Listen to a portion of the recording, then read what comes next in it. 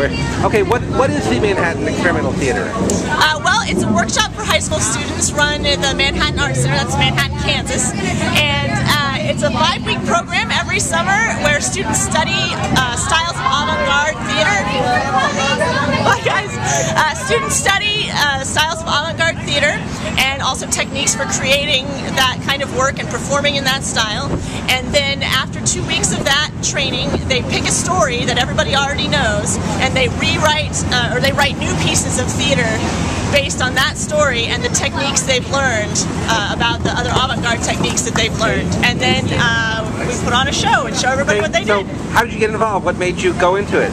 I have some friends who are involved in theater, and they recommended it to me. And after I tried it out, I realized, hey, this is actually really fun. Okay, and why don't you introduce yourself? What?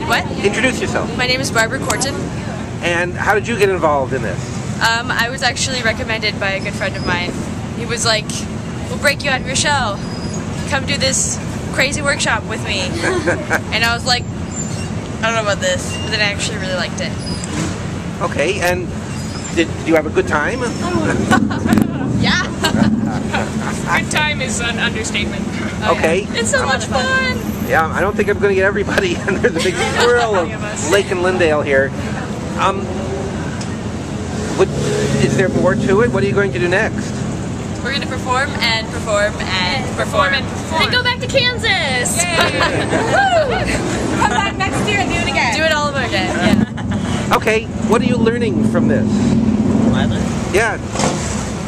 You. It has helped me break out of my shell, and well, I've learned about a lot of authors of experimental theater, and I've also learned that experimental theater is awesome. So it teaches you a lot of discipline.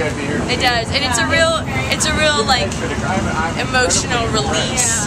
It's really like you're all pent up, and then you just get on stage and you scream and you yell and you get mad at people and you kill people. Kill her! You smother things you must convince yourself not to smother. Yeah. Oh yeah. We make really good friends. And then afterwards you're just kind of a vegetable, and it's great. It really makes you interested more in theater as a whole. So you don't really know that there's this kind of thing going on until you do it. Yeah. Okay. What kind of prep work do you do besides stretching? I saw you stretching. We stretch, and then we do diaphragm exercises to make sure that we're loud enough to be heard. And we do vocal warm-ups. We shape to music. Shaping to music. We have some. It's kind of like the show, but with no lines, and it's all improvised. It's really awesome. They just play some really like no lyrics music, and we do some cool shaping. It's a lot of fun. Okay, well, you're being heard over the motorcycles behind us, so I think that's pretty good. So, thank you very much. That was a lot of fun watching that. Thank you for coming. Yeah, thank you. So much. Anyway. Okay, well, why don't you introduce yourself? Pat O'Brien, and the show is called Underneath the Lintel. It's a lousy title, but it's a wonderful script. Can you describe it without necessarily giving anything away?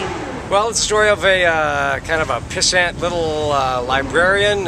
He's real persnickety, and he comes across a book that's 123 years overdue. Kind of gets under his skin, doesn't sit well with him, and he goes off on a worldwide quest to try to track down the borrower. In the process, I don't want to give away too much, but he uncovers a real existential secret. Or is he just mad?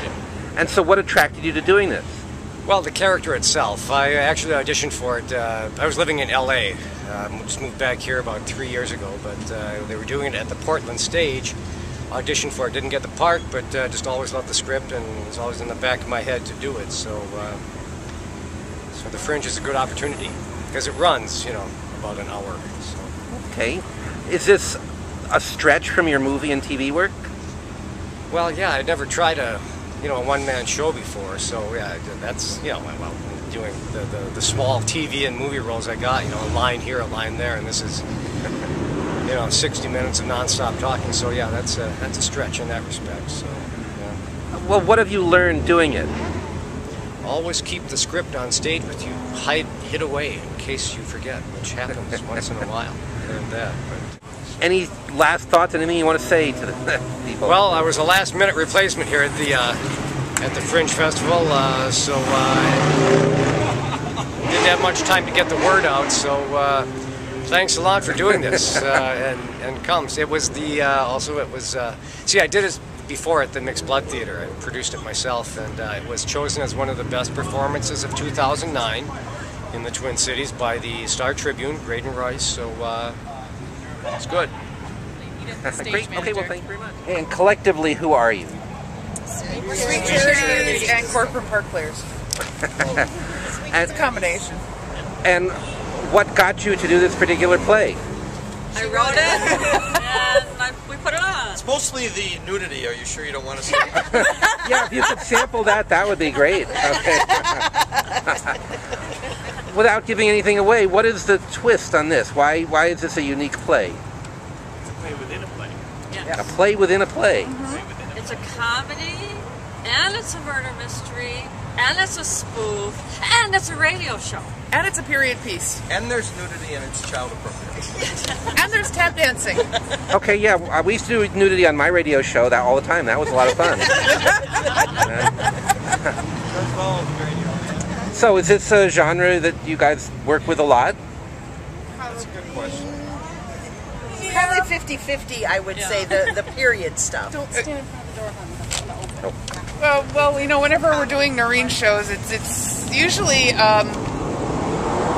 bordering on the absurd. Yes. Yeah. Okay. Campy, I guess is the info name. Campy. Campy. Okay, well, any last thoughts? Come see the show! Come to the Jungle Theater. Okay, thank you very much. Come see us.